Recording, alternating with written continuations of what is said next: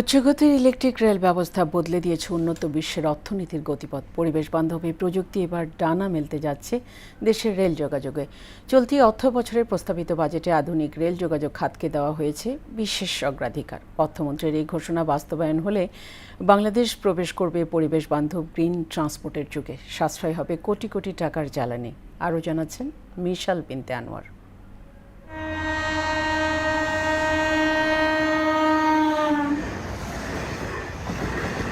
যানজটের ক্লান্তি আর দীর্ঘ অপেক্ষার দিন বুঝি এবার শেষ হতে চলল।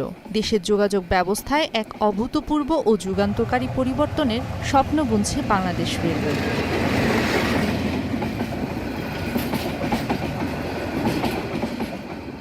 2026-27 অর্থ বছরের বাজেট প্রস্তাবে দেশের রেল ট্র্যাকে বিদ্যুৎ চালিত ট্রেন এবং উচ্চগতির রেল সংযোগের মেগা প্রকল্পের কথা জানিয়েছেন অর্থমন্ত্রী আমির খসরু মাহমুদ চৌধুরী। নিরাপদ, আধুনিক, দক্ষ রেল যোগাযোগ ব্যবস্থা গড়ে তুলতে সরকার রেলওয়ের সক্ষমতা বৃদ্ধি, আন্তর্দেশীয় সংযোগ সম্প্রসারণের বিভিন্ন উন্নয়ন কার্যক্রম বাস্তবায়ন করছে। সকল জেলাকে রেল নেটওয়ার্কের আওতায় আনা এবং বন্দর সমূহের সাথে রেল যোগ সম্প্রসারণ, ইলেকট্রিক ট্র্যাকশন উচ্চগতির রেল সংযোগ চালুর পরিকল্পনা গ্রহণ।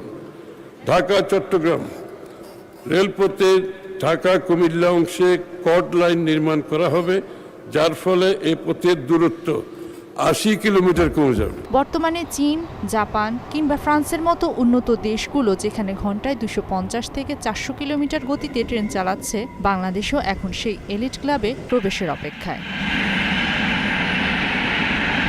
সংশ্লিষ্টরা বলছেন, এই মহাপরিকল্পনা বাস্তবায়িত হলে দেশের পণ্য ও যাত্রী পরিবহনে আসবে অবিশ্বাস্য গতি, কমবে খরচ এবং চাঙ্গা হবে জাতীয় অর্থনীতি। প্রযুক্তি নির্ভর ও নিরাপদ রেল যোগাযোগের এক নতুন দিগন্তের অপেক্ষায় এখন 16 কোটি মানুষ। মিশাল বিনতে আনোয়ার, মোহনা সংবাদ।